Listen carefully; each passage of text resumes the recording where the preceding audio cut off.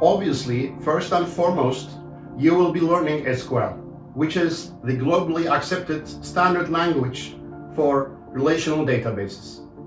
But in this book, we are going far beyond the syntax of SQL alone, because to be able to write really competent code for the professional market nowadays, developers need to have a broader understanding of database concepts or important satellite concepts which are revolving around SQL.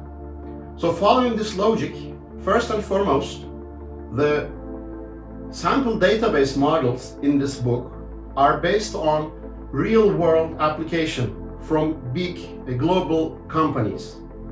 The data structures are a little bit simplified because we want to focus on SQL mainly, but still, the data models that you will learn or see in this book are taken from real-world applications. So therefore, while you are reading the book to learn about SQL and databases, in the background you will gain an valuable insights on how real-world databases are being designed and structured by professional developers.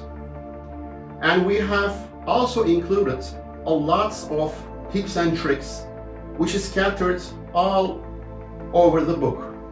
Because when you are doing database development, it is not only about the technical side of things. We have many other concerns beyond that. As we delve deeper into SQL, we get to know all sub-languages of SQL, because SQL is an umbrella term, and under this umbrella actually we have many different sub-languages.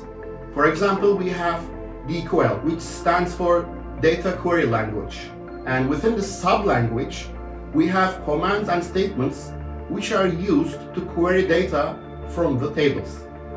But that's not the only sub-language. We have sub-languages to create database objects. We have sub-languages to create or modify or delete data from the database. We have a sub-language to maintain transactions in the database. And we also have sub-language, for example, to manage users and authorizations of the database.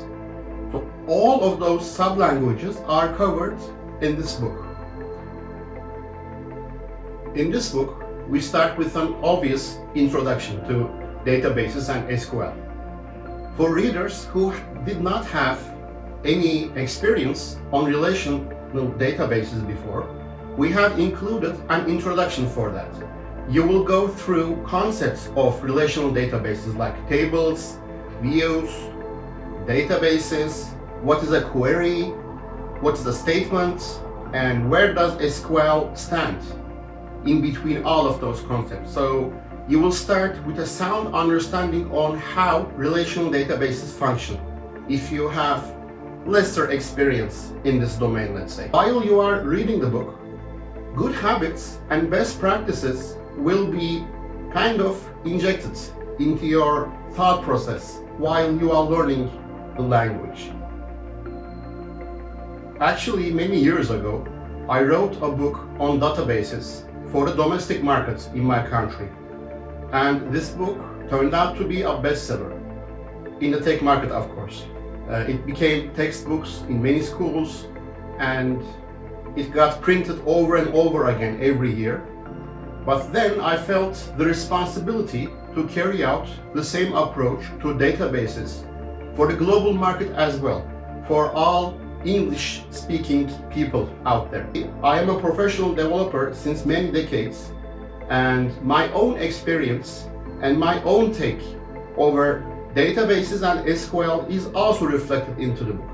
So hopefully, while you are reading the book and after you're finished going through the book, you will have gained not only the syntax of SQL, but you will also get a higher level set of good habits in your database development adventures.